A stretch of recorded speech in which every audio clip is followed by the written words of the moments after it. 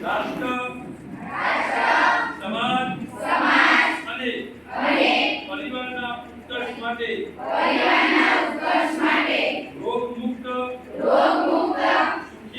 સુખી અને ઉત્તમ જીવન માટે હું ભારત માતાને સાક્ષી માની શપથ લઉં છું કે હું ગુટખા કે તમાકુની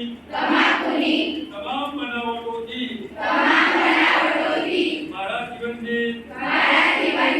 મુક્ત રાખી મારું જીવન આરોગ્યમય શ્રેષ્ઠ બનાવીશ અને સમાજ પણ તમાકુ દૂષણથી મુક્ત થાય તે માટે ચળવળ ચલાવીશ તમાકુના વ્યસન પાછળ થતો ખર્ચ બચાવીશ અને